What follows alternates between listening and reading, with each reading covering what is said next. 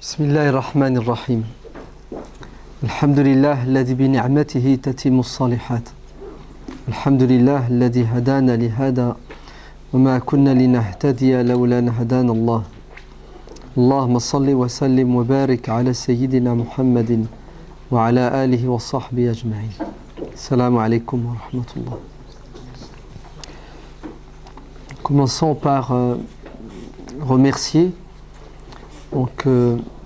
l'association des musulmans du Havre, le centre As-Salam.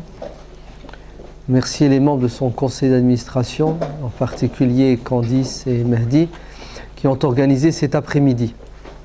Cet après-midi, comme l'a très bien dit Mehdi, qui a pour objectif de nous permettre d'apprendre et de comprendre pour agir.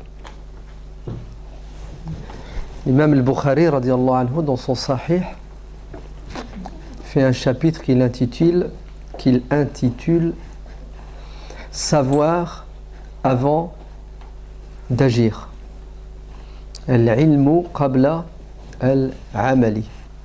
Il ne sied pas à un musulman digne de ce nom intelligent, à une musulmane intelligente, de s'engager dans une affaire de ce bas monde ou de l'au-delà sans au préalable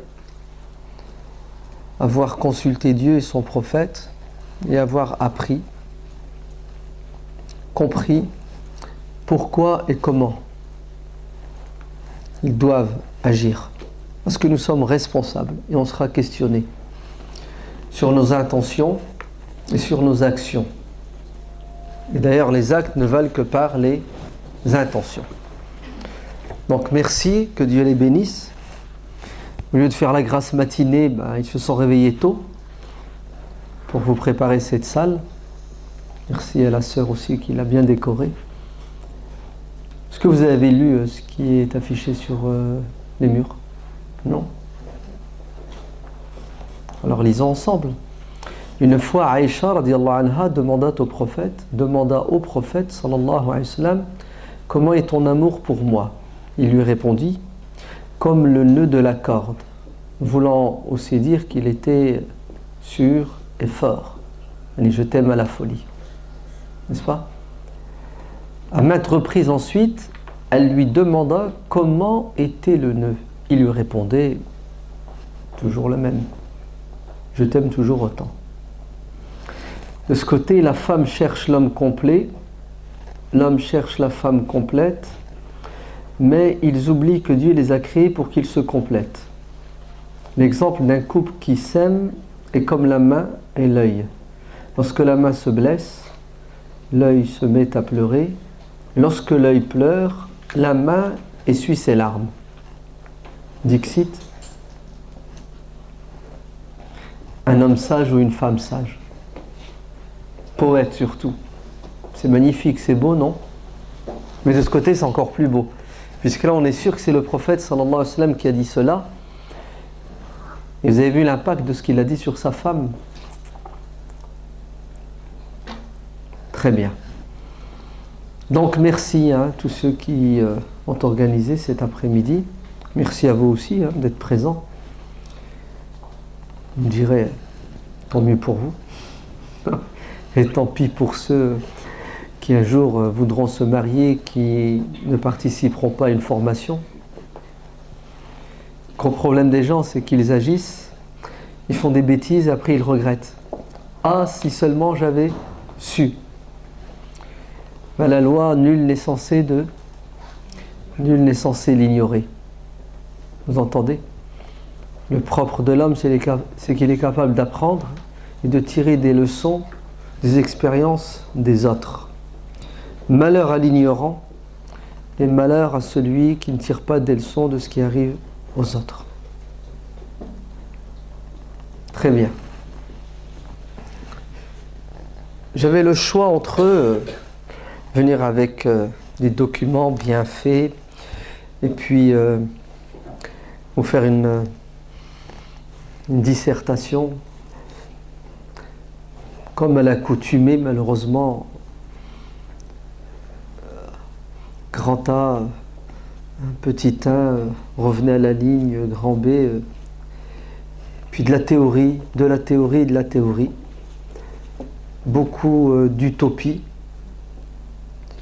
puis vous rentrez chez vous et vous ne savez plus par quoi commencer. Beaucoup sont même un peu déstabilisés avec tout ce flux d'informations. Puis j'avais un deuxième choix, c'était partir de la réalité, du concret, de ce que l'on vit, partir de la problématique, des problématiques dans lesquelles nous sommes plongés, et essayer de les comprendre, d'apporter ensuite des solutions à nos problèmes. Et je pense que c'est beaucoup plus pragmatique. Comme ça, au moins, on sortira d'ici avec des solutions concrètes. Ce que je vais dire n'est pas parole d'évangile. C'est le fruit de la réflexion, de la pensée, de l'expérience personnelle ou celle des autres. Donc, vous avez un esprit critique, j'espère. Ça va? Vous restez dans la posture de celui qui écoute, qui réfléchit et qui discute, qui analyse et qui critique. N'ayez pas peur de dire « je ne suis pas d'accord ». D'ailleurs, c'est un devoir. Parce que si je me trompe, vous devez me corriger. On commence par un sondage. Levez la main ceux qui sont mariés. 1, 2, 3, 4 du côté des hommes, 5 du côté des femmes, 2. Donc 3, pardon. Donc la majorité écrasante n'est pas mariée, c'est ça? Et vous remarquerez qu'il y a plus de femmes non mariées que d'hommes non mariés. C'est une réalité. Ouais. Alors, elle n'est pas propre à la communauté musulmane ou à la communauté française. Sur Terre, il y a plus de femmes que d'hommes. N'est-ce pas? Et c'est une problématique très épineuse. Ouais. Et le pire, c'est quoi? C'est que il y a beaucoup de femmes qui ne sont pas mariées et d'hommes qui ne sont pas mariés et qui voudraient se marier et qui ne sont toujours pas mariés. C'est pas normal. Ils sont là. Ouais. Ils ne sont pas mariés. Qu'est-ce qui les empêche de se marier? Voilà. C'est la première des problématiques. Vous avez vu? J'ai pris le problème à l'envers. Je ne vous ai pas parlé « oh, le mariage c'est nécessaire, le mariage c'est beau, il faut se marier ». C'est évident. Non? Ça coule de soi. Si vous êtes normalement constitué, arrivé à un âge, vous pensez qu'à une chose, c'est quoi? C'est de trouver votre moitié. Ouais. L'homme sans femme n'est rien, et une femme sans un homme n'est rien. Astaghfirullah. Regardez, hop, je viens de me tromper.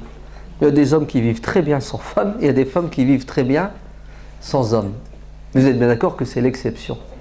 Ok? Pour ça, le mariage en islam n'est pas toujours une obligation. Ouais. Il est une obligation pour ceux et celles qui ne peuvent pas se passer de ce lien fondamental.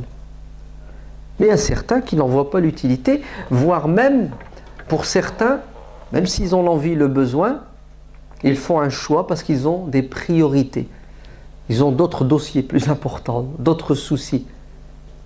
Et ça leur prend tellement la tête et le temps que le mariage passe au second plan. Ça ne veut pas dire qu'ils ne veulent pas. Si, ils voudraient bien, mais j'ai pas le temps, on verra ça plus tard.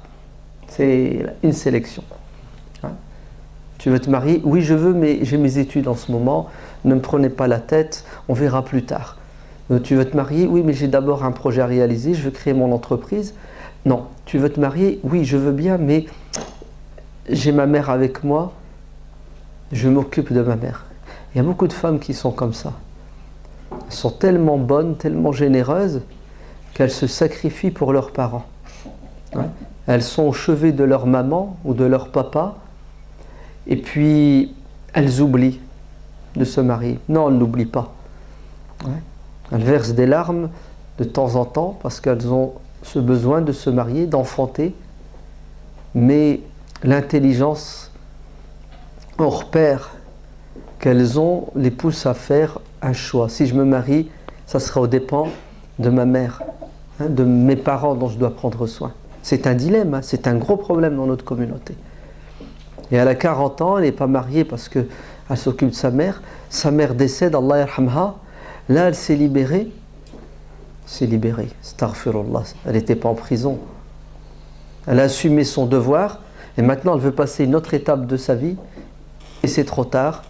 Parce que ça ne court pas les rues, hein, les hommes qui veulent se marier avec des femmes qui ont 40 ans et plus. Même si eux, ils en ont 60. Ouais. Parce que dans la mentalité des hommes aujourd'hui, une femme doit être plus jeune, c'est ça, que son mari. Vous entendez? C'est inscrit dans le code génétique des... De qui? Des Arabes, des musulmans. Sahih. Ah ouais. T'as quel âge? Malheur à elle si elle a 6 mois de plus, 1 an de plus que lui. Alors là, si elle a 5 ans, elle est morte. Ouais. Donc, on part d'un problème qui est le suivant, c'est on voudrait bien se marier, hein, vous prêchez des convaincus, mais on ne sait pas comment faire. Hein.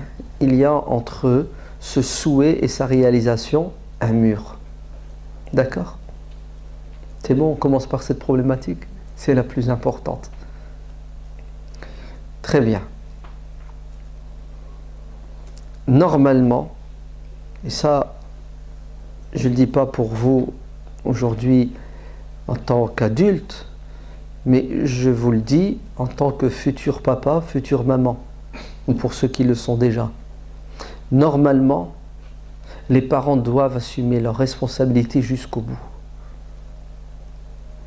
C'est quoi la dernière des responsabilités qu'ils doivent assumer? C'est de marier leur enfant, d'aider leur enfant à se marier. Et si jadis c'était fait,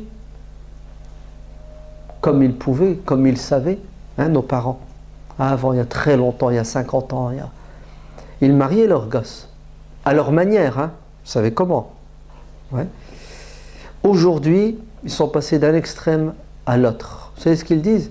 Ils disent, oh non, moi, je ne ramène pas de fille pour mon fils, ni de garçon pour ma fille. Ça, c'est même pas la peine d'y penser, ça n'a jamais existé. Vous avez vu les problèmes? À la rigueur, on est prêt en tant que parent à chercher la meilleure des filles pour notre fils, mais ça ne court pas les rues. Peut-être, ça n'existe même pas un père ou une mère qui cherche un gendre pour leur fille. Ouais. C'est terrible, hein? Vous avez vu ce qui se passe dans nos familles? Alors si nos parents jadis mariaient leur enfant, aujourd'hui c'est la démission, le désengagement total. Vous savez pourquoi? Ils ont peur. Ils te disent, je vais lui ramener une fille, ça ne va pas marcher, et après, il va m'en vouloir toute sa vie. Donc, la peur, la lâcheté, parfois, font que les parents voient leur enfant, sont grands, ils ont atteint la maturité, ils sont responsables, ils ont les moyens et les capacités de se marier, et puis ils les laissent faner comme une fleur, surtout la femme. Et ils font la politique de l'autruche. Vous savez, un jeune homme qui a 20 ans, 25 ans, ou une jeune femme qui a 20 ans, 25 ans, vous voulez me faire croire qu'il n'a pas des envies? Vous voulez me faire croire qu'il ne recherche pas à être apaisé? Très bien. Vous voulez me faire croire qu'il n'assouvit pas ses envies de manière illicite? J'ai du mal à y croire. Et si ça existe, sont des exceptions, sont même, j'ai envie de vous dire, des anges qui vivent sur terre. C'est rare de trouver aujourd'hui des jeunes filles, des jeunes garçons chastes, vertueux, droits. Ça existe. Plus ils ont la foi, plus ils ont reçu une bonne éducation, plus ils arrivent à résister à la tentation. Mais sinon, de manière générale, beaucoup trébuchent, tombent par terre. Ils arrivent à se remettre debout. Et ils retombent aussi vite. Pourquoi? Parce que c'est la faiblesse de l'être humain, mais c'est aussi notre société aujourd'hui qui nous agresse en permanence. Ouais. Alors pourquoi est-ce que on chatouille le diable, on joue avec le feu? Pourquoi est-ce qu'on ne règle pas le problème tout de suite? Il y a une parole dans la Bible. Alors je ne sais pas si elle est dans la Bible d'aujourd'hui, hein, mais dans notre littérature culturelle musulmane, il est dit qu'il a été dit dans la Bible que toute jeune fille ou tout jeune garçon qui atteint l'âge de la puberté et qui commet la fornication, ses parents porteront le péché. Parce que c'est de leur faute, ils ne les ont pas mariés. Vous entendez? Oui. C'est de ma faute. Mes enfants avaient faim, je ne les ai pas nourris. Mes enfants avaient soif, je ne leur ai pas donné à boire. Ils étaient malades, je ne les ai pas soignés. Ils avaient envie de se marier et je n'ai pas tenu compte de leur envie. Pourquoi, à votre avis? Je vous l'ai dit, ils ont peur, ils ont entendu, ils ont vu autour d'eux, mais aussi parce que leurs enfants ne sont plus les enfants d'il y a 40 ans, d'il y a 50 ans. L'éducation n'est pas la même. Nous avons été élevés dans une société occidentale avec tout ce que ça a de positif et de négatif. Nos parents qui ont grandi dans les campagnes, au fin fond du bled, où il n'y avait pas de mixité, où il n'y avait pas de télé, il n'y avait pas de téléphone, où les enfants étaient éduqués à l'obéissance au doigt et à l'œil aux parents. Ils ne s'imaginaient même pas discuter, voire même poser une question à leurs parents. C'est ça. La confiance était totale. Ben écoutez, l'époque a changé, les gens ont changé, l'éducation n'est plus la même. Alors nos parents, qu'est-ce qu'ils font? Marche arrière. Ouais. Et la fille, elle a 25 ans, elle a 30 ans, rien. Et ils regardent Al Jazeera, ils regardent Iqra, ils regardent la télé, alors qu'il y a le feu à la maison. Oui, il y a le feu. Ouais. Nos enfants perdent de quoi? De leur humanité. Parce que vous savez comment ça se termine après. Hein. Alors vous voulez un conseil? Vous allez devenir parent. Il faut arrêter le massacre tout de suite. Parlez à vos enfants, parlez avec vos enfants. Parlez avec vos enfants de tout. Et parlez à vos enfants et écoutez-les quand ils vous parlent. Ouais. La sexualité ne doit pas être un sujet tabou. La sexualité ne doit pas être un sujet tabou. Et mariez vos enfants. Ça fait rire certains. Vous savez, quand on dit, bon, en tant que père, je vais aller chercher une belle fille pour mon fils.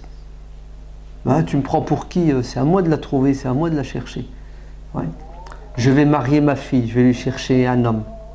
Oh non, ça se fait pas. Tu la prends pour qui? Tu crois que c'est un animal? Tu lui ramènes.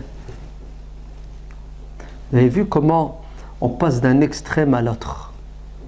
Il est évident que je souhaite pour mon fils le bonheur.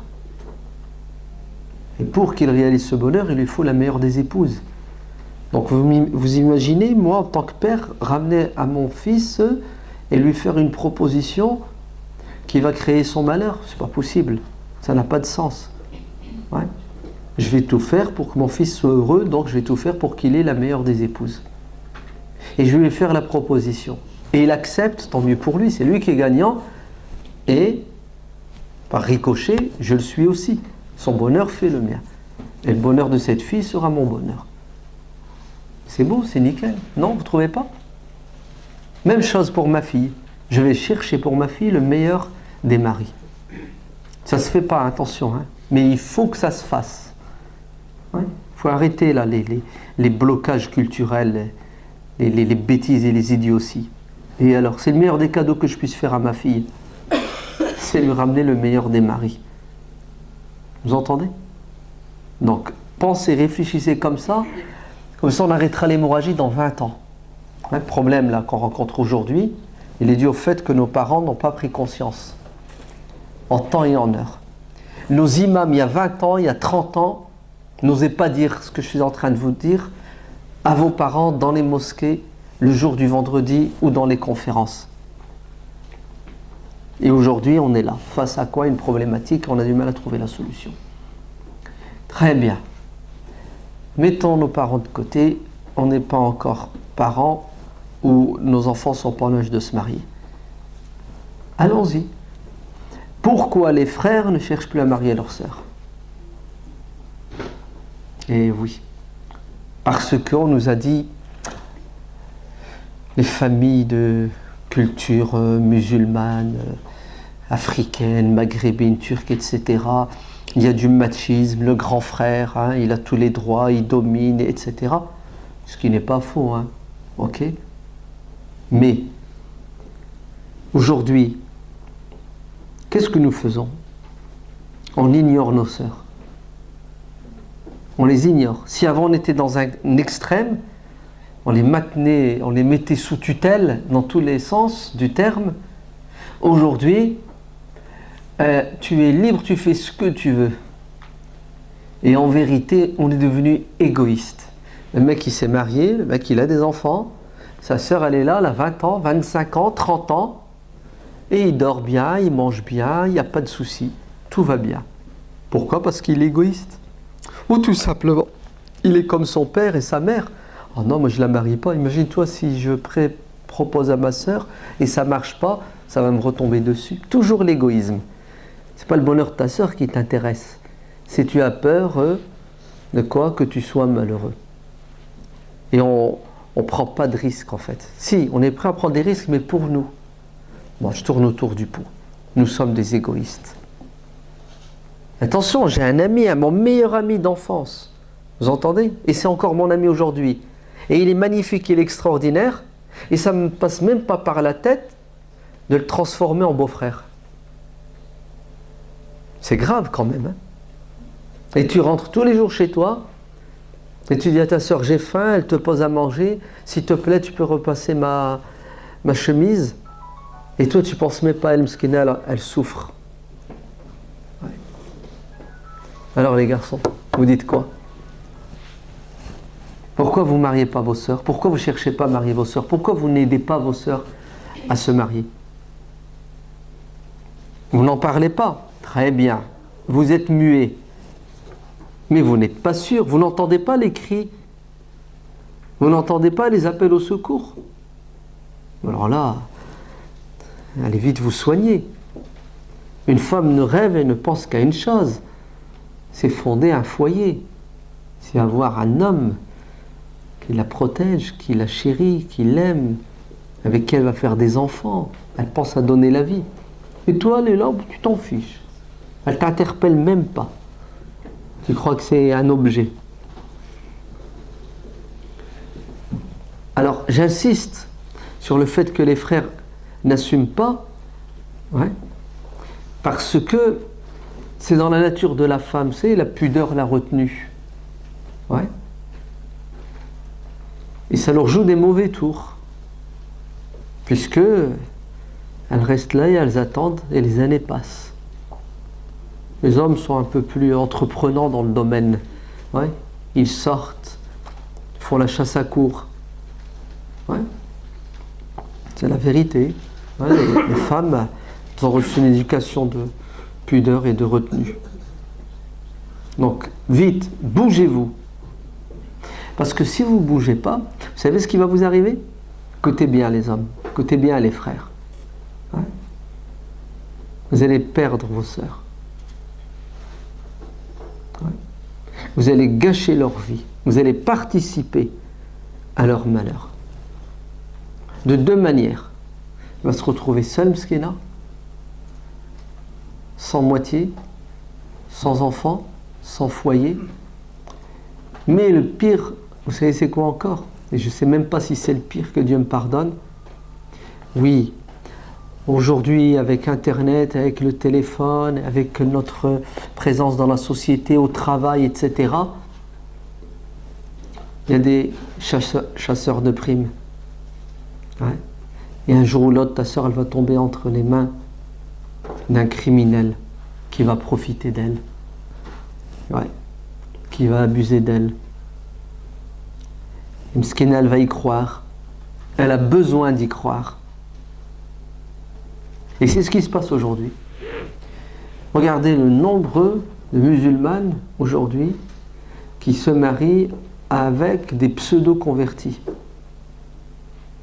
Des gens qui ont des fantasmes, ils veulent une arabe, ils veulent de l'exotisme, ils croient et ils pensent que les femmes arabo-musulmanes ou africaines musulmanes sont des femmes dociles, soumises, ouais. Ils en ont marre de la femme occidentalisée, masculinisée. Donc, comment je fais? il faut une clé. Ashhadu an la ilaha illallah, ashhadu anna Muhammadan. Conversion pour le business. Ouais. Et ils vont la ramener du monde entier, là où elle se trouve. Et en fait, c'est une arnaque. Ouais, c'est de l'hypocrisie. Il n'y a pas de conversion, il n'y a rien du tout. Et puis, une fois que la fille, elle découvre le poteau rose, Mskina, c'est la déception. Et ça fait mal, hein, croyez-moi. Hein. Ça fait 10 ans, 15 ans, 20 ans qu'elle attend. Et là, combien? Des centaines, des milliers. C'est ce qui se passe en ce moment. Ça s'est aggravé grâce à Internet. Ouais. Donc les parents ne marient pas leurs enfants. Ouais. Les frères ne marient pas leurs sœurs. Et les sœurs ne cherchent pas non plus à marier leurs frères. Ouais. Elle a des copines, autant que tu veux. Prends son portable, il y en a 50. Ouais. Elles sont toutes plus ou moins correctes. Il y en a des magnifiques et des super. Pourquoi ne pas dire à ton frère, ma sœur, marie-toi avec ma copine. Elle est bien, je te la présente. Je l'invite à la maison. Regarde-la. Pourquoi? C'est bizarre. Hein? Regardez ce qui se passe. On va aller plus loin. La mosquée qui normalement doit participer à la vie sociale des musulmans. L'imam, les responsables de la mosquée, qui doivent être au service de la communauté, vous entendez? Et non pas profiter de cette communauté et se servir de cette communauté pour des buts malsains. Au lieu que la mosquée crée un département social avec des personnes qui se spécialisent dans le mariage, la réconciliation dans les couples, l'accompagnement, la médiation quand il y a un début de divorce. Mais les mosquées ne font pas leur boulot. Les mosquées, c'est 5 prières plus le vendredi. Ou quand il y a un mort, ramenez-le, on va prier sur lui, on va lui faire une invocation. Le mariage, non. Les responsables des mosquées, oh non, moi je marie personne. Pourquoi? Imagine-toi, ça ne marche pas. Ça va se retourner contre moi. Vous avez vu l'égoïsme? On tourne toujours en rond. Mais alors à quoi tu sers? Responsable. Responsable, il doit s'occuper de son troupeau. Le troupeau, il est là. Ils sont là, les jeunes filles et les jeunes garçons. Ah ouais, l'être humain, il doit juste prier, implorer Dieu. On n'est pas fait que de cœur spirituel. Nous avons des envies, nous avons des rêves, on veut les réaliser. C'est un gros problème, vous savez, dans notre communauté. On n'a toujours pas de solution. Il y a des gens bien intentionnés qui ouvrent des sites de rencontres, c'est ça? Des gens qui font... ils ont des initiatives personnelles. Ouais. Mais tout ça, ce sont des solutions approximatives. On n'a pas encore résolu ce problème. Donc on fait comment? On veut se marier, on fait comment pour trouver la personne qui va faire notre bonheur? Alors, je ne vais pas vous donner toutes les solutions possibles et inimaginables. Moi, je préfère gagner du temps et aller direct au but. Ouais. Donc, les parents ne sont pas là pour que je leur parle. Vous êtes là, les frères? Vous avez des sœurs? Inch'Allah, à partir de maintenant, vous partez avec l'intention que votre sœur, il faut qu'elle se marie. Vous allez l'aider à se marier. Vous parlez avec elle, vous l'écoutez, et si vous connaissez quelqu'un de confiance qui correspond, eh bien, créez la rencontre, faites qu'ils se voient, qu'ils se parlent, et s'il y a un accord de principe, ils s'entendent, vous le faites savoir aux parents respectifs. Inch'Allah, que si ça marche grâce à vous, ben vous pourrez dire à Dieu, j'ai fait mon devoir. Et vous pourrez dire à votre sœur, j'ai tout fait pour que tu sois heureuse, sois à la hauteur en tant qu'épouse. Faites-le, hein, je suis Sincère, hein, je ne vous dis pas ça pour, vous savez, pour gagner du temps, pour... Non, je vous dis ça parce que... Non, il faut que je vous fasse peur pour que ça marche peut-être. Ouais. Oui. Vous êtes responsable du bien-être et du bonheur de votre sœur. Votre père décède demain, la qaddar Allah. Qui devient responsable de cette fille? Vous n'avez pas d'oncle. C'est vous. Vous avez vu qu'en islam, le tuteur, ouais, doit jouer un rôle. Il n'est pas tuteur dans les papiers, il attend le jour J, le jour du mariage. Oui, non. En amont, ouais, tu crées les conditions pour qu'il y ait mariage. On est d'accord? C'est promis? Levez la main ceux qui sont contre ce que je viens de dire. Vous avez le droit d'être contre, hein? N'ayez pas peur. Hein? On n'est pas en Égypte. Ouais. Vous allez vous faire arrêter, tuer en Syrie. Démocratie. Le pouvoir appartient au peuple. Les filles, vous êtes d'accord? Vous avez des frères? Vous allez les aider? Vous allez faire le nécessaire? Très bien. Vous n'êtes pas contre? Levez la main. Khalas. Vous avez vu? Maintenant, on va voir qui va agir. Non, on va voir. C'est Dieu qui va voir. Ouais. Et Dieu est au courant de ce que vous pensez, il est au courant de ce que vous faites, et il vous questionnera. Et vous êtes cuit, hein, vous n'avez plus d'excuses. Vous ne pourrez pas dire je ne savais pas. Vous êtes venu, je vous ai mis la corde au cou. Vous assumez, sinon la pendaison vous attend le jour de la résurrection. Le prophète sallallahu alayhi wa sallam a dit, toute personne qui est responsable, hein, vous êtes responsable, vous avez sous votre responsabilité 2 personnes, 5, 10 personnes.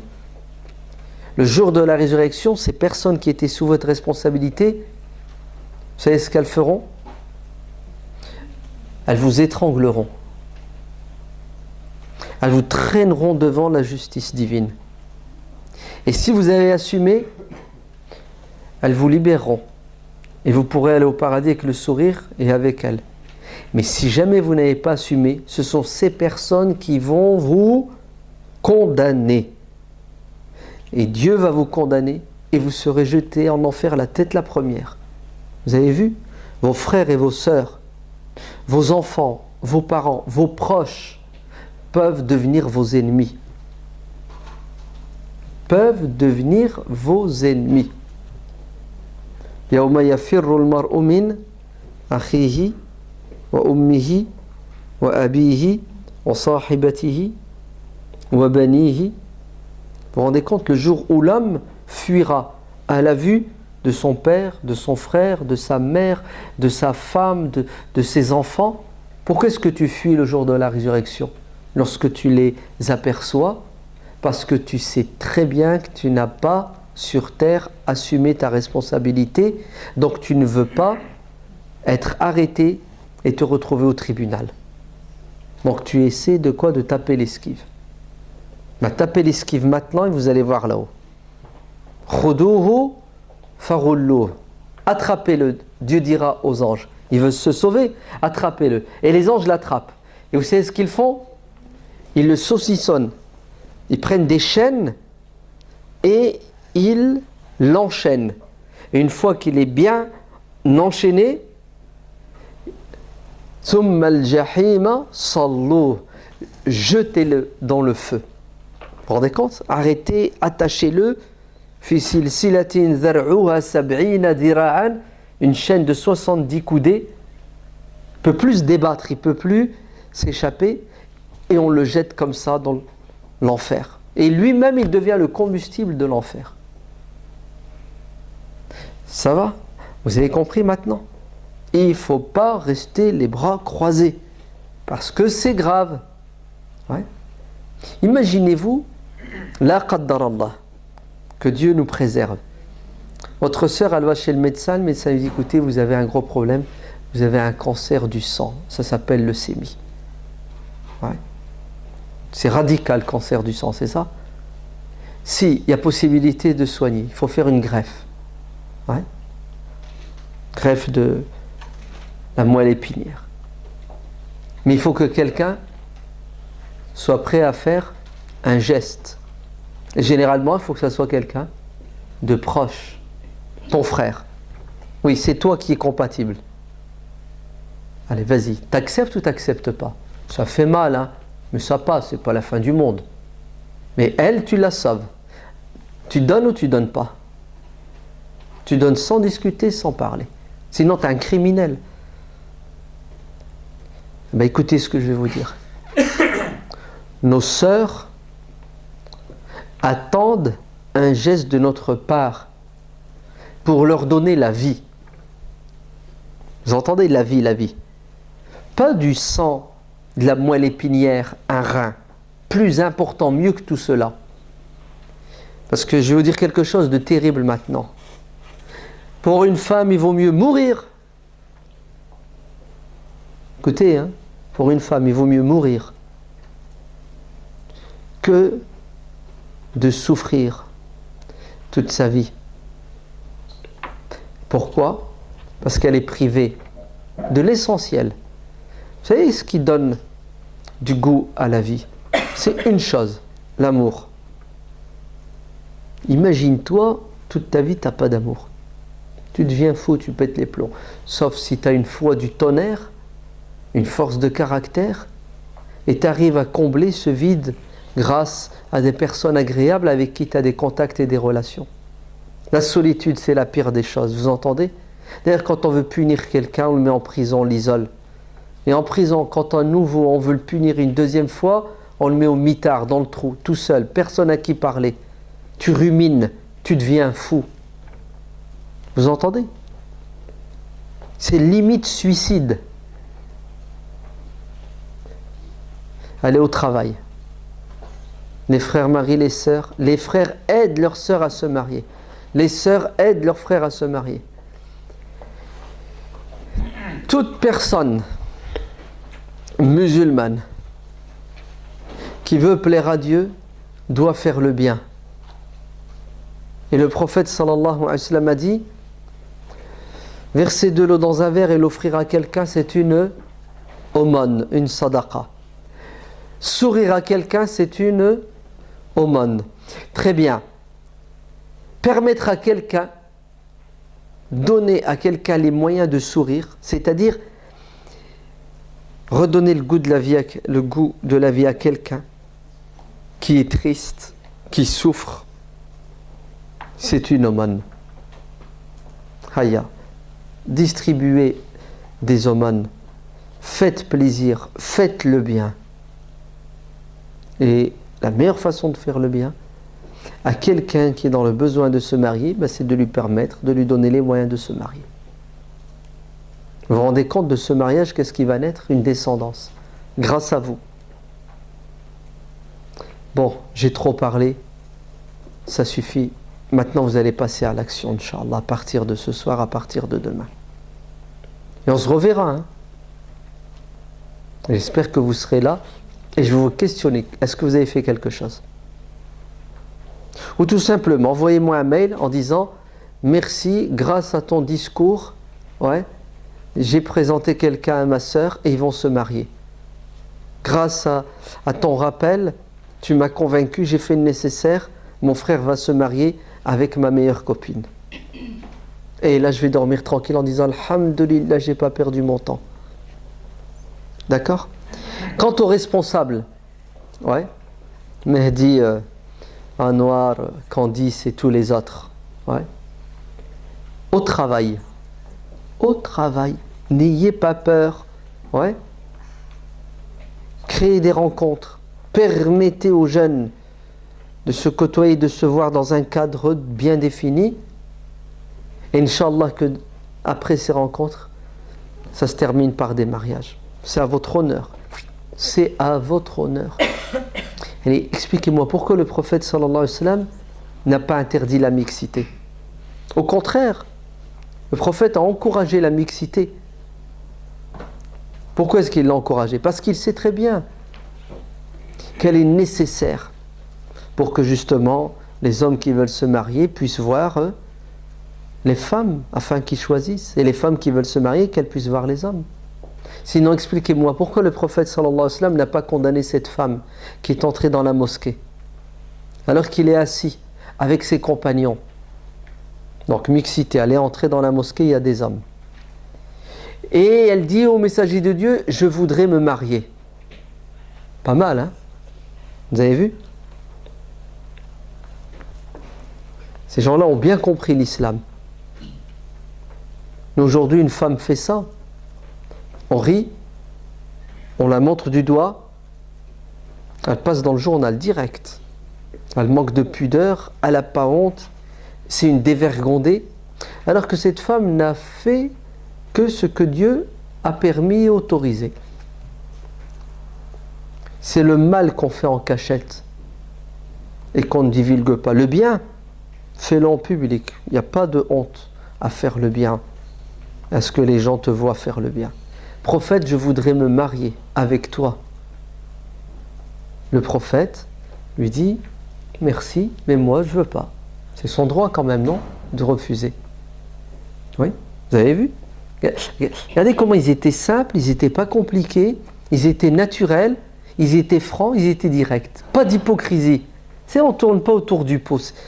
Ce cinéma-là, hein, chez les musulmans aujourd'hui, sous couvert de pudeur, c'est ça? C'est de la fausse pudeur. Hein. Le mec il rentre chez lui direct, il est sur internet. Hein. Quand il est tout seul, il se rince l'œil. Hein. Non mais c'est la vérité. Il fait le saint là. Tu sais, il y a la mosquée, un truc, il fait le saint. Salam alaikum, il baisse son regard. Ouais. Il est devant internet, la télé, pendant des heures, des nuits entières. Il faut arrêter le cinéma. Dieu il vous voit. Dieu nous entend partout. Prophète, je voudrais me marier avec toi. Non merci, moi je veux pas. Sur le champ, un musulman présent intervient et dit, prophète, moi je voudrais me marier avec elle. Vous avez vu, subhanallah. Allez, de la mixité, le prophète n'a pas condamné cette femme et ne condamne pas cet homme. Il n'a rien dit de mal. Il a vu la femme et la femme lui plaît. Toi, prophète, tu ne veux pas te marier avec elle, moi je voudrais me marier avec elle. Le prophète dit à la femme, il est là. Faute de ne pas pouvoir te marier avec moi, ça t'intéresse de te marier avec lui? Ah oui, prophète, il faut que je me marie. Si ce n'est pas toi, ça sera quelqu'un d'autre. Très bien. Tu as les moyens d'assumer? Oui, prophète, mais en ce qui concerne le mariage, ça va être juste. Tu sais, la fête, la dot. Et le prophète va les marier. Hein, j'abrège. Vous avez vu, subhanallah. Grâce à cette manière de penser et d'agir, ces gens-là ne tombaient pas dans le péché. Nous, aujourd'hui, au nom de la religion, qu'est-ce qu'on fait? On met des bâtons dans les roues à notre jeunesse et on les pousse au péché. On les pousse même, et c'est dur ce que je vais vous dire, hein, à abandonner la religion. Parce que la religion est devenue un fardeau, un handicap. Je vous étonne? Moi je peux parler comme ça, vous savez pourquoi? Moi je reçois des mails de femmes qui me disent, j'ai tout arrêté, j'ai tout abandonné. Ouais. J'ai pris la religion, je l'ai déposée de côté et j'ai voulu vivre épanoui. Et je me suis mis avec quelqu'un qui n'est pas musulman, qui est sympa, qui est magnifique, qui est gentil, qui est heureux. Vous avez vu? On pousse, ouais, parfois nos sœurs, nos frères au péché, à un dégoût de la religion. Parce que la religion mal comprise, mal pratiquée, devient un fardeau. Un fardeau. La mixité haram, je ne peux pas parler avec une fille, les filles, elles doivent se voiler. Non, c'est pas ça qu'il demande aux filles. Elles doivent se bâcher, elles doivent se niqaber. Comment trouver? Non, c'est bon. elles doivent disparaître de la circulation. Et si jamais elles ont le malheur de sortir, elles ne doivent rien voir, elles ne doivent pas être vues. Ouais. La prison physique, psychologique, sentimentale. Catastrophe. Donc, les responsables des associations, les imams et tout le Bataclan, là, bougez-vous. Ouais. Ça ne sert à rien de faire des discours toute l'année, 52 khutbahs, qui parlent de tout sauf de ce qu'il faut. Ça ne sert à rien de mettre des obstacles aux gens sous prétexte que vous avez peur qu'ils fassent des péchés, sous prétexte qu'il vaut mieux prévenir que guérir. Et en vérité, les gens sont en train de se noyer, ils sont dans un sable mouvant tous les jours, tous les soirs. Et vous n'en êtes même pas conscient, ou plutôt, vous ne voulez pas être conscient et être au courant. Parce que celui qui prend conscience, s'il a une conscience, ben sa conscience l'empêche de dormir, il est obligé d'agir. Mais on ne veut pas agir, on ne veut pas se mouiller, on ne veut pas se sacrifier, on ne veut pas prendre de risques. Vous entendez? Chacun pour soi, Dieu pour tous. Une fois qu'on se sépare, va vivre ton malheur tout seul, laisse-moi tranquille, et moi je vis ma galère ou je vis mon bonheur. C'est de l'égoïsme. Ceux qui sont mariés là, vous êtes mariés. Je ne sais pas comment vous avez fait, mais pas mal d'entre vous, chers musulmans, vous êtes mariés grâce à des intermédiaires qui vous ont aidé. Vous savez, ils vous ont donné des coups de pouce. Ouais. Et pourquoi une fois marié, vous devenez égoïste? Pourquoi vous ne reproduisez pas le même schéma? Pourquoi? Ouais, je voudrais me marier, tu peux m'aider. Ok, tu fais le nécessaire, ils sont mariés, et hop, ils disparaissent. Une fois qu'ils ont eu ce qu'ils voulaient, c'est ça, ils n'existent plus. C'est-à-dire, ils prennent dans la caisse, ils ne remettent rien dans la caisse. Mais la caisse, elle va être vide à un moment donné. Il n'y aura plus rien. Fais quelque chose. On t'a aidé à te marier, bah aide les autres à te marier. Non. À nouveau, égoïsme, chacun pour soi. Pourtant, avant, t'appelais au secours, hein, tu criais, t'insistais. Allah ibarak fikoum. N'ayez pas peur de marier les gens. N'ayez pas peur d'être la cause. Et moi, je vais vous le dire. Mariez, aidez les gens à se marier. Qu'ils se marient, qu'ils soient heureux. Et si jamais ils se marient et ils ne s'entendent pas, vous savez ce qu'ils vont faire? Ils vont se séparer. Et ça sera ça leur bonheur. Non, on croit que le divorce est un malheur. C'est faux. Le divorce, c'est une solution à un problème. Mieux, le divorce, c'est pour celui qui souffre de cette union, le bonheur. Attends, je me suis débarrassé d'un boulet. Je fais la fête, bon sang.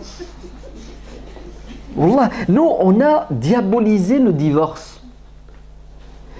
Le divorce, c'est comme le mariage. Parfois, il est haram, parfois, il est obligatoire. Il est haram quand il n'y a pas lieu d'être. Oui. Et il est obligatoire quand il faut qu'il soit réalisé. Allez, je suis marié avec cette femme, je ne l'aime plus. Voire, je la déteste. Mais vivre avec elle, c'est un crime. Je suis en train de la tuer puisque je ne vais pas assumer ma responsabilité, mes devoirs. Donc, c'est un non-sens que de là faire souffrir Mskina. C'est un péché. Je la libère. Je lui dis, khalas, que Dieu te facilite, va trouver un homme qui te rendra heureux. Moi, je ne suis pas capable de te rendre. Moi, je te rends malheureuse. Et là, vous savez ce qu'on fait? On se dispute, on se prend la gueule, on se bouffe la gueule, puis ça se termine quand même par un divorce. Avant de vous tuer, de vous détruire, divorcez. Pas la peine de perdre votre temps pendant 6 mois, 1 an, 2 ans à vous détruire. Vous êtes incompatibles, vous entendez pas? Divorcez. Très bien, vous divorcez, 6 mois après, regret, j'aurais pas dû. Bah, retour à la case départ. Reviens et remarie-toi avec la personne. 2 fois, 3 fois. Vas-y, il n'y a pas de problème. Donc Allah ibarak fikoum, n'ayez pas peur. Et puis en plus, attendez, on n'aurait pas une croyance qui s'appelle le destin? Si? Non? Ça va? Ça vous dit quelque chose?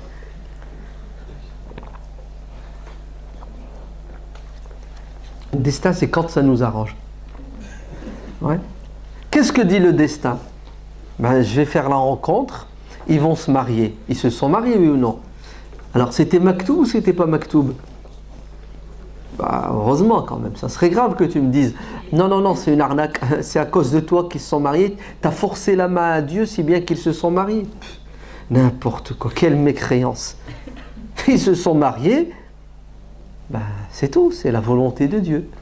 Ça marche, alhamdulillah, c'est la volonté de Dieu. Ça marche pas, alhamdulillah, c'est la volonté de Dieu. Alhamdulillah, à chaque fois, oui ou non? Donc pourquoi tu flippes? Vas-y, explique-moi maintenant. C'est quoi? Ouais. Ça va, on est d'accord? Très bien. Concrètement, ça donne quoi? Tout le monde se met au travail? Certains nous reprochent à nous, ils nous appellent les musulmans cool, les musulmans modérés. Bref, ouais. C'est grave ce que vous faites. Ouais. Vous faites des activités, vous mélangez les hommes et les femmes, vous faites des réunions, les hommes et les femmes, c'est dangereux, c'est haram, etc. Pourquoi? Pourquoi?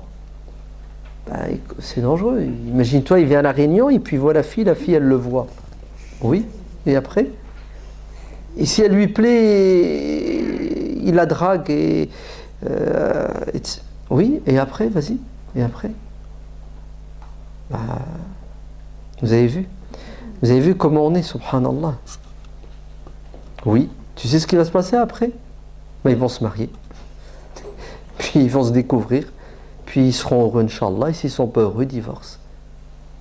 Et oui, je me souviens, même pas encore maintenant, je crois, avant la rencontre annuelle des musulmans de France, c'est à Paris, là, au Bourget, ouais.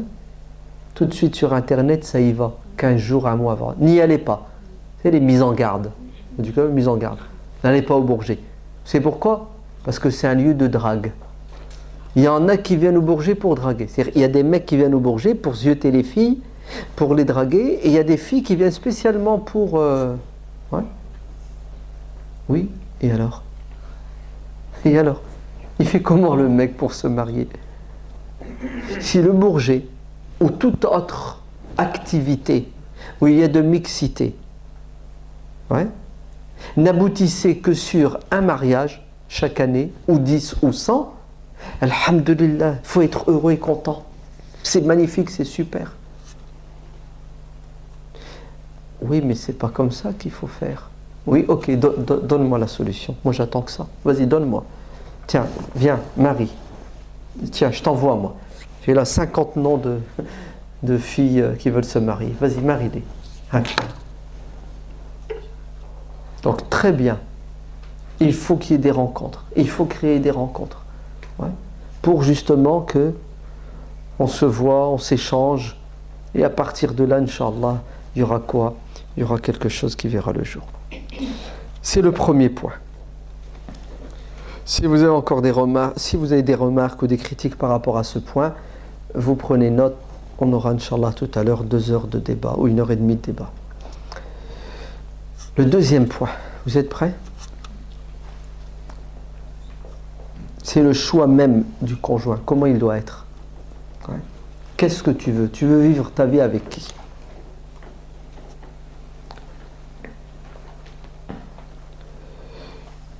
Je vais toujours partir de la réalité. On est d'accord?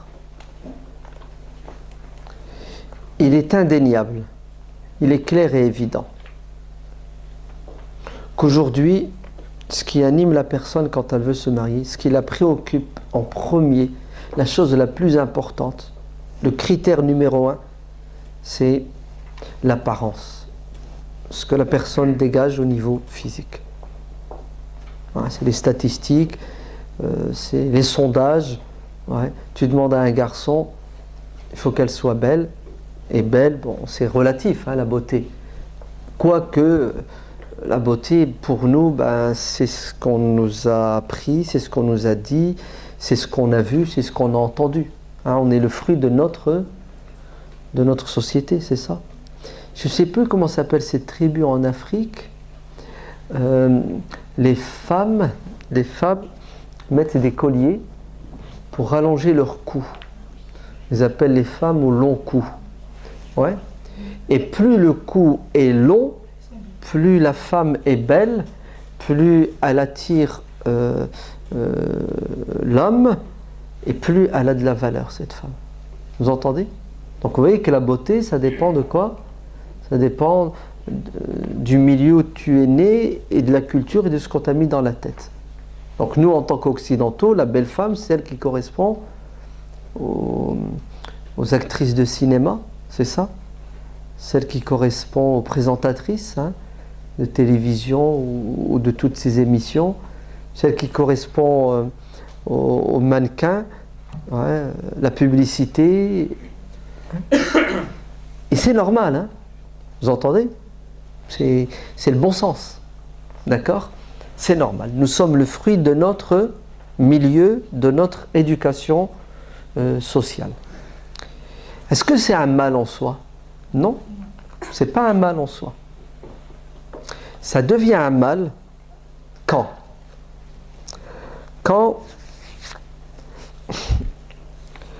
on oublie que l'être humain n'est fait que d'un corps. Il y a la beauté physique, il y a l'apparence, mais c'est pas que ça, un être humain. La fleur, oui, la fleur, elle est belle, elle dégage une belle odeur, ça s'arrête là. À la rigueur, il y a des plantes qui soignent. Mais voilà, c'est ça, point final, rien d'autre. Un être humain, c'est pas ça. Un être humain, c'est, et c'est surtout et avant tout, une âme. Alors, vous l'appelez comme vous voulez, une âme, un cœur, une intelligence, une âme. C'est-à-dire la capacité qu'a l'homme de dire, de faire, d'exprimer le bien ou le contraire, le mal. C'est ça, le charme de l'être humain. Plus tu es bon, plus tu es généreux, plus tu es doux, plus tu es juste, plus les gens t'apprécient. Parce que on a été créé comme ça par Dieu. On est attiré par ce qui est beau, mais ce qui est bon aussi. Donc, notre religion, c'est une religion équilibrée et sensée. Qu'est-ce qu'elle te dit? Elle te dit, ne néglige pas l'apparence, la beauté physique, parce que c'est Dieu qui l'a voulu, et c'est bien, c'est utile, c'est bon. Zuyina linnasi hubbu ash-shahawati minan nisa'i wal banin. C'est dans la nature de l'homme.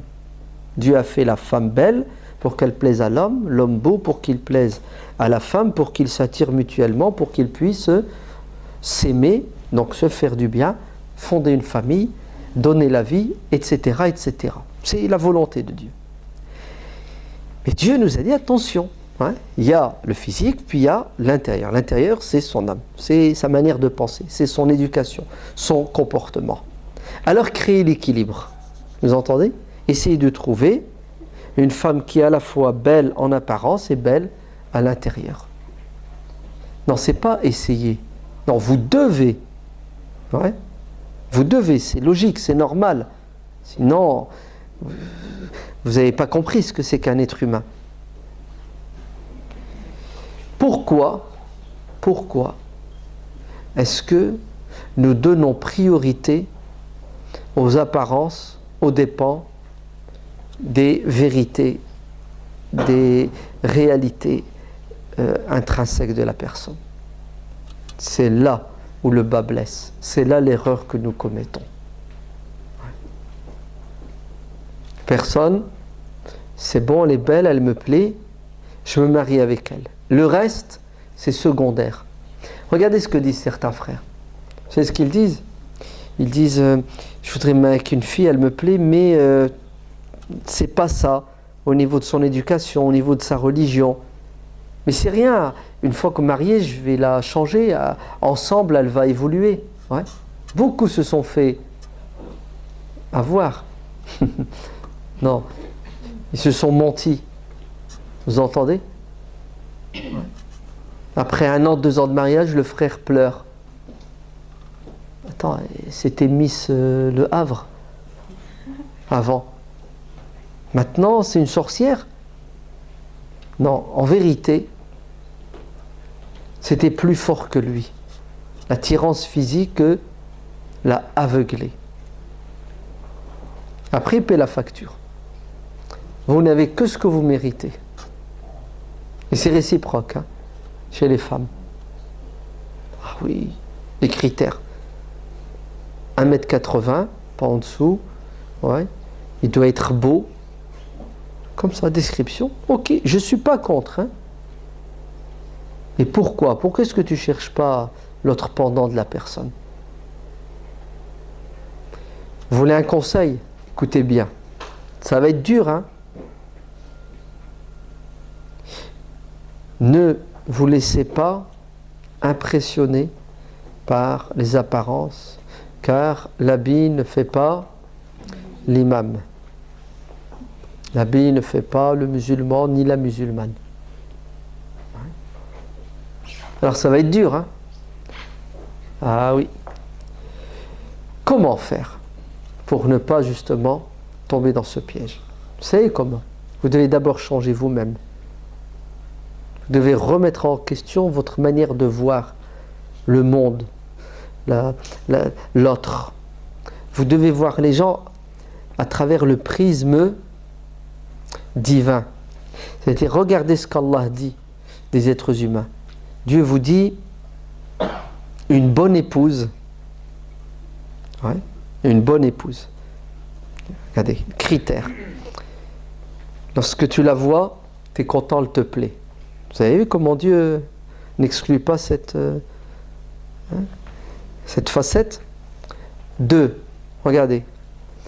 Lorsque tu es marié avec elle, elle a le sens de la responsabilité. Elle sait qu'elle est une épouse, qu'elle a des devoirs envers son mari. Elle a une place dans la famille, elle a un rôle, elle assume, elle joue son rôle. Elle a été éduquée pour être une femme, pour être une mère. Le hadith dit, et lorsque son mari lui demande quelque chose, elle n'est pas dans la rébellion. Alors il y a un mot, je vais le dire, il ne plaît pas aux femmes et aux féministes. Lorsque son mari lui donne un ordre, elle lui obéit. Ouais. Eh oui. Sinon, tu vas souffrir, mon frère. Tu vas pleurer. Si tu es marié avec un homme, tu es mort. Oui, bien sûr. Et c'est ce qui se passe plus ou moins aujourd'hui. Beaucoup de femmes ont été dénaturées. Elles ont perdu leur féminité. Ouais. À cause de notre société qui leur a enseigné qu'il fallait être indépendante, dure, il ne fallait pas se laisser marcher dessus. Ouais. L'égalité. L'égalité, vous savez ce que ça veut dire? Le bras de fer. Il dit blanc, je dis noir. Pourquoi tu aurais raison et moi j'aurais pas raison? Pourquoi c'est toujours toi? Ouais. Et qu'est-ce que ça crée dans le couple? Des conflits jusqu'à la séparation. Donc ne vous trompez pas. La chose la plus importante qui doit vous animer dans le choix, c'est est-ce que cette femme est responsable? Est-ce qu'elle a compris quel est son rôle? Et son rôle, c'est d'être une épouse et d'être une mère. Vous allez dire non, c'est d'être d'abord un être humain épanoui. Mais c'est évident. Et elle sera épanouie en étant une bonne épouse, en étant une bonne maman. Ouais. Et le contraire, c'est un leurre et une arnaque. Sauf exception. Il y en a, elles sont épanouies, elles ne sont pas mariées, elles sont épanouies, elles sont mariées, elles n'ont pas d'enfants. Je ne vous parle pas des exceptions. Moi, je vous parle de nous ici, la majorité. Et bien entendu, je sais ce que vous allez dire. Oui, mais et lui alors? Je ne suis pas en train de vous parler des droits et des devoirs de tout à chacun. Je suis en train de vous dire avec qui vous devez vous marier. Vous devez vous marier avec une femme qui est mûre. Et une femme qui est mûre, c'est une femme qui a compris qu'elle a une place et un rôle à occuper et à jouer. Ne vous trompez pas. Vous savez ce que c'est qu'un homme? C'est pas la carcasse. Un homme, c'est quelqu'un qui a compris qu'il était responsable. Et que le mariage, c'est un fardeau qu'il faut porter. Ouais. Il faut assumer. Sinon, dites-moi, pourquoi le prophète alayhi salam dit il doit nourrir sa femme, il doit l'habiller, il doit la loger? C'est ce que dit le hadith.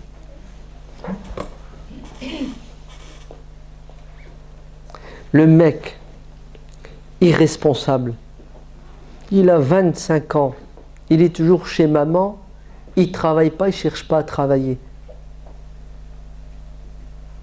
Vous voulez en faire un mari? Non. C'est ce qui va vous arriver? Vous allez avoir un enfant dans les pattes que vous allez devoir porter. Et vous n'allez pas le porter longtemps, chère femme. Hein? Parce qu'une femme, elle ne supporte pas ça. Une femme, elle a besoin d'un homme qui l'aide, qui la porte, un homme qui va la réconforter. Un homme, écoutez, on va parler clairement, un homme qui souffre et qui galère pour qu'elle soit heureuse. C'est pas il a fait souffrir pour que monsieur s'amuse. C'est ça la vie. Vous croyez que la vie c'est le Club Med tous les jours? La vie c'est وَلَقَدْ خَلَقْنَا الْإِنسَانَ فِي كَبَدٍ. Il assume. Donc ne vous trompez pas. Ouais. Il faut vous marier avec quelqu'un de mature, quelqu'un de responsable. Regardez ce qu'il fait. Pas ce qu'il va faire. Ce qu'il va faire, il va vous dire tout ce que vous voulez entendre. On va se marier, tu veux quoi? Ça, tu l'auras. Vas-y, écris-le. Je signe. Pas de problème. Et vous savez ce que je veux dire? Tu n'as pas besoin de signer, je te crois. T'es beau, t'es mignon, t'es gentil. Et vous allez voir après, quand ça va devenir du sérieux. Mariez-vous avec quelqu'un qui est déjà convaincu de son rôle d'homme. Et son rôle d'homme, c'est quoi? C'est d'être un mari, d'être un père, d'être un berger, comme le dit le prophète alayhi salam. Il a un troupeau, il doit assumer, il doit protéger, il doit nourrir, spirituellement, intellectuellement, matériellement. Vous allez me dire, comment je fais pour trouver cette personne? Bien sûr, vous demandez conseil,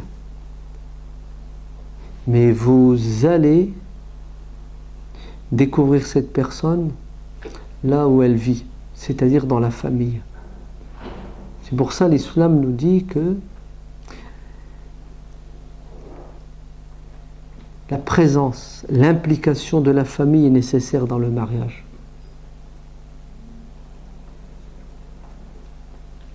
Vous entendez? Il faut mouiller sa famille. Pourquoi? Déjà pour avoir des gens qui vous accompagnent, qui vous conseillent, qui eux ne sont pas sous l'emprise des sentiments, de l'euphorie. L'envie de se marier, elle nous fait oublier beaucoup de choses importantes auxquelles on devrait penser, dont on devrait tenir compte. Les autres, ils ont un peu plus de recul, donc ils arrivent à être critiques. Et ensuite, prenez le temps de connaître cette personne en intégrant la famille dans laquelle cette personne elle a grandi. D'ailleurs, nous sommes tous le fruit de notre éducation familiale. C'est pour ça que l'islam interdit de s'isoler avec une jeune fille, avec une femme de manière générale. Les garçons disent, ouais, mais je veux la connaître, la fille. Donc pour la connaître, on doit sortir ensemble. On doit se retrouver seul pour faire connaissance. Vous vous trompez, vous êtes à côté de la plaque. Quand tu sors avec la fille, tu vas au cinéma, tu fais un voyage, tu n'es pas en train de la connaître, cette fille. C'est faux. Aussi bien toi et elle, vous êtes en train de vous charmer les uns les autres. Tu es en train de tout faire pour lui plaire, et elle fait tout pour qu'elle te plaise. Ouais. Entre guillemets, c'est du cinéma. Ouais. Si tu veux la connaître, cette fille, tu sais ce que tu dois faire? Tu la laisses chez elle, dans son milieu naturel. Et tu intègres sa famille. Tu vas rendre visite, pas à la fille, à son père, à sa mère, à ses frères, à ses sœurs, les beaux-frères, les belles-sœurs. Et là, tu vas voir comment toute cette famille élargie pense, vit, ressent les choses. Ouais. Et le contraire aussi. On va dans la famille du garçon et on regarde comment il se comporte. Donc, ne vous laissez pas intimider, ne vous laissez pas faire avoir, ne vous laissez pas arnaquer par notre société qui est une société matérialiste, qui a mis en avant le corps, le physique, l'argent. Tout ça, c'est de l'artifice, c'est du passager. Regardez les tréfonds. Essayez de pénétrer dans le cœur de la personne. Voir ce qu'elle a au fond, à l'intérieur. Au niveau de son comportement, sa manière de penser. Et si vous pouvez remonter dans son passé, c'est encore mieux. Ouais. Le passé de la personne, il est déterminant dans son comportement. Ouais. Il vient d'où? Ouais. Comment est-ce qu'il a été élevé par ses parents? Tel père, tel fils. L'imam Ahmad ibn Hanbal, radiyallahu anhu, quand il a voulu se marier, après avoir perdu sa femme, il a demandé à sa tante, je crois, de lui trouver une femme. Et sa tante est venue lui dire, j'en ai trouvé deux sœurs. Puis elle lui a décrit la première, elle lui a décrit la deuxième. Elle lui a dit que la deuxième, elle avait un handicap. Elle était borgne, elle ne voyait pas d'un œil. Et l'imam lui dira, quelle est la plus sage et la plus pieuse des deux sœurs? Elle lui a dit, celle qui a un handicap. Elle a dit, c'est celle-là que je veux. C'est vrai que physiquement, ok, mais elle a des qualités qui sont nécessaires pour pouvoir vivre en couple. Si vous mettez l'accent sur l'extérieur, c'est ce qui va vous arriver. Vous allez vous marier avec une femme qui passera son temps à l'extérieur. À l'extérieur. Les magasins, les promos, mieux, toute la journée sur Internet. Ah, j'ai trouvé ça, c'est pas cher. Quoi, j'ai trouvé ça, c'est pas cher? Mais elle te consulte même pas. Elle a la carte bleue, elle a le numéro, elle a le code. Et regardez ce qui se passe dans les couples. C'est la guerre et c'est la bagarre, matin, midi et soir. Tous les 2 ans, il faut changer. Il faut changer. On change les meubles. On recommence tout à zéro. Ça me plaît pas. C'est trop monotone. Ouais. Et hop. Et en fait, tu cours. Tu cours derrière quoi? Un mirage. Ouais. On cherche le bonheur et on croit que le bonheur, il est dans le matériel. Et on croit qu'on est malheureux parce que... Non, on croit qu'en changeant d'écran, en changeant de la lingerie, c'est bon. Et c'est vrai que quand tu achètes quelque chose qui te plaît, t'es bien, t'es heureux. C'est la vérité, hein. L'être humain, il aime posséder.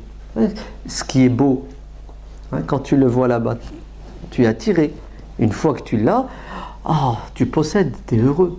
C'est un sentiment naturel et normal. Mais le problème, c'est que c'est éphémère. C'est beau, hein? Bouquet de fleurs, rien à dire. Le problème, c'est qu'il ne va pas durer longtemps, Mskin. 6 jours et encore. Vous allez dire, ouais, mais attends, on fait quoi?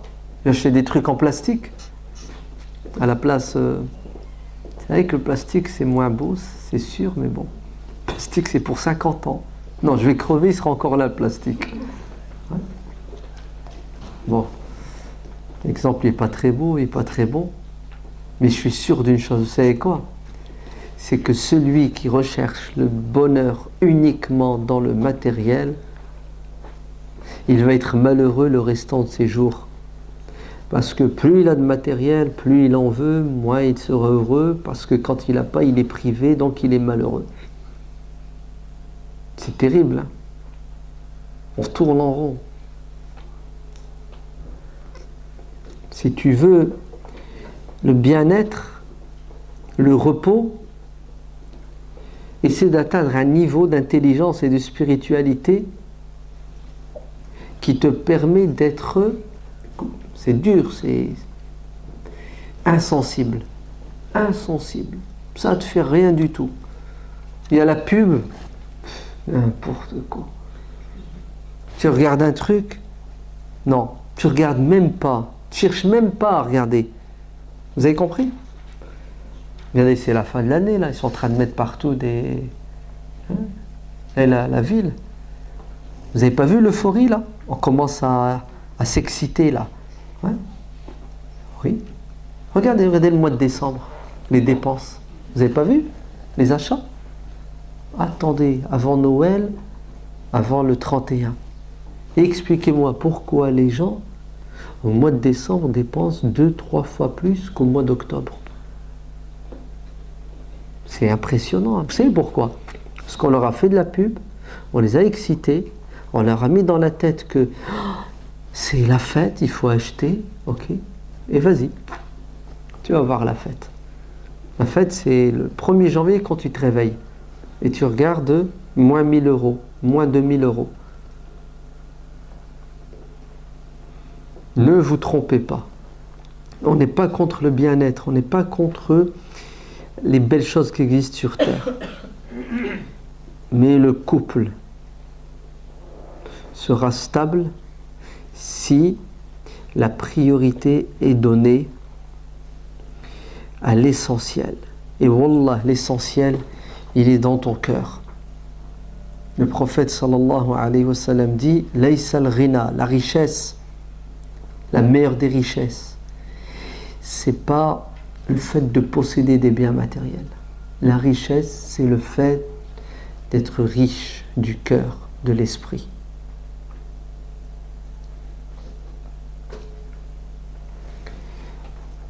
C'est clair ou c'est pas clair? Non. Non, il faut que je vous donne des exemples concrets pour que ça soit clair. Oui. Imaginez-vous, vous êtes marié, ouais. Mois de décembre, tout le monde court après les belles choses là. Et vous savez ce que vous faites? Vous prenez une partie de vos économies, de l'argent, et puis d'un commun accord, avec la discussion ensemble avec votre épouse, votre mari, vous décidez de faire un pied de nez à notre société de consommation. Les 200, les 300 euros de folie qu'on veut se faire, c'est ce qu'on va faire.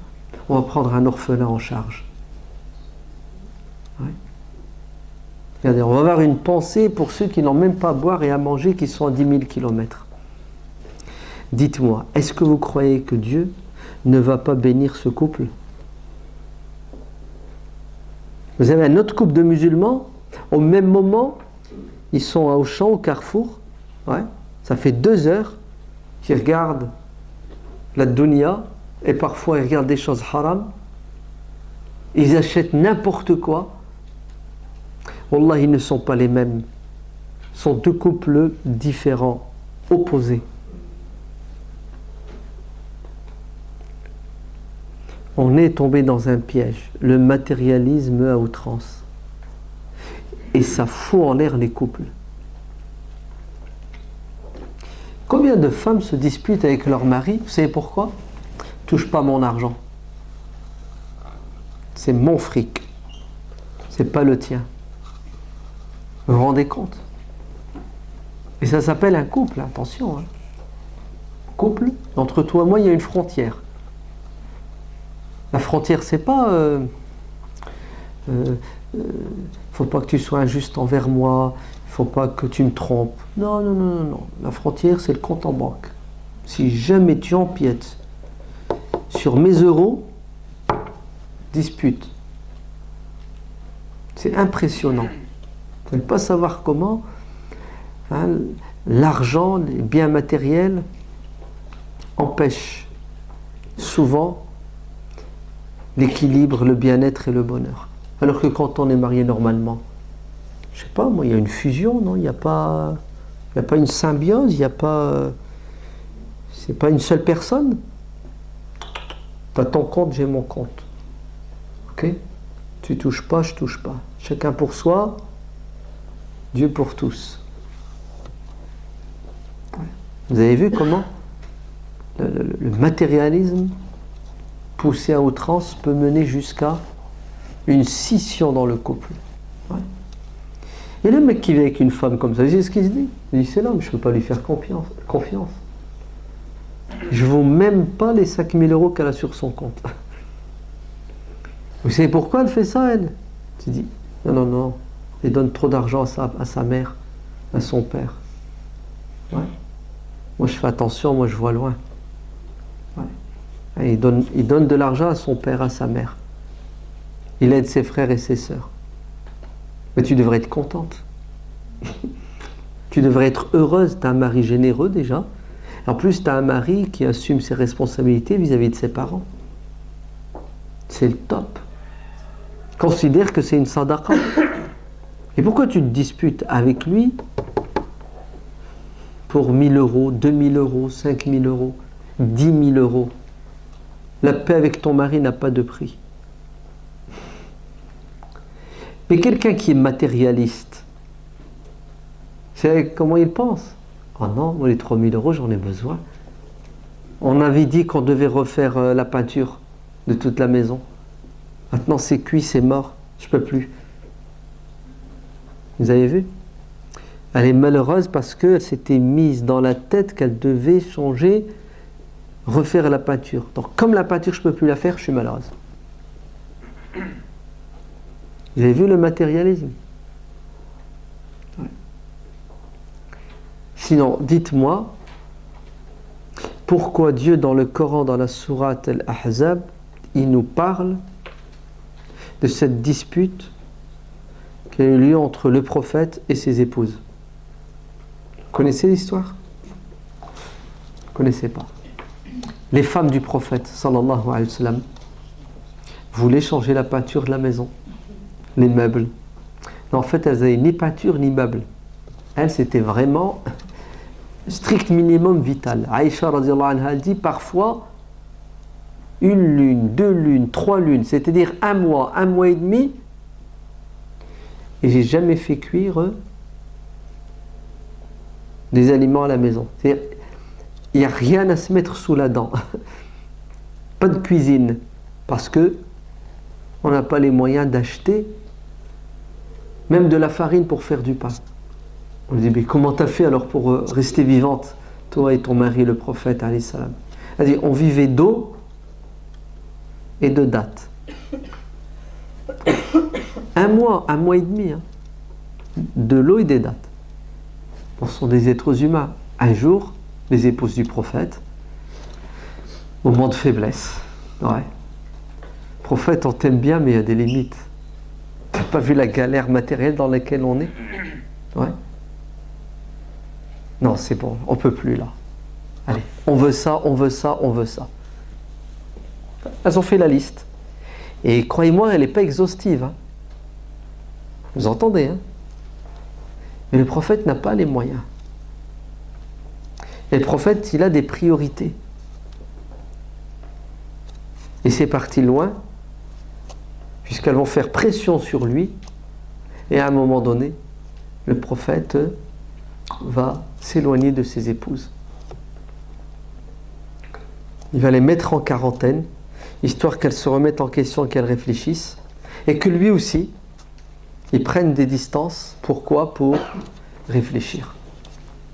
Et ça va durer 29 jours, et Dieu va révéler les versets du Coran qui se trouvent dans la sourate Al-Ahzab, les coalisés. Et Dieu va interpeller les épouses du prophète.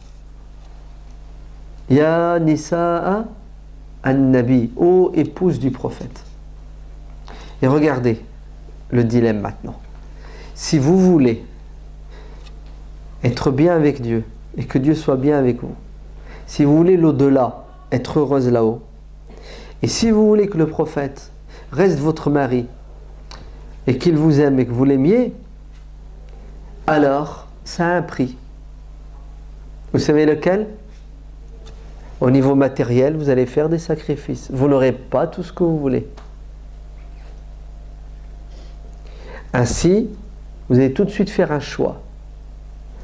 Vous restez avec Dieu, l'au-delà et le prophète, et vous vivez en fonction des moyens, vous vous contentez de ce minimum. Oui, c'est ça la vie. Il faut savoir faire des sacrifices et des concessions.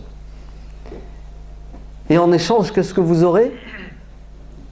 Un mari, et pas n'importe lequel. La paix dans le couple, le bonheur, même si le matériel n'est pas tout à fait là. Et ce qui vous attend là-haut, c'est encore mieux. Les versets sont clairs et nets. Si vous êtes matérialiste, vous allez vous disputer, vous allez vous entredéchirer et vous allez galérer, souffrir. Parce que vous savez, la matière là, ça va vous rendre heureux 1 mois, 1 an, 5 ans, 10 ans. Après, c'est la lassitude et la fatigue. Et direct, vous vous séparez et vous cherchez des aventures ailleurs.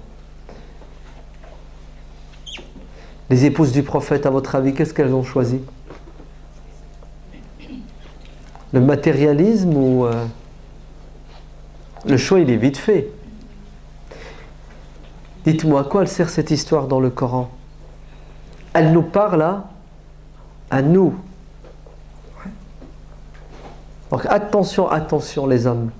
Ne soyez pas des matérialistes, car généralement, qui se ressemblent, s'assemblent. Si vous tombez sur une matérialiste, vous êtes mort. Et les femmes, écoutez bien, ne soyez pas matérialistes, car qui se ressemble s'assemble. Si vous tombez sur un matérialiste, vous êtes cuite.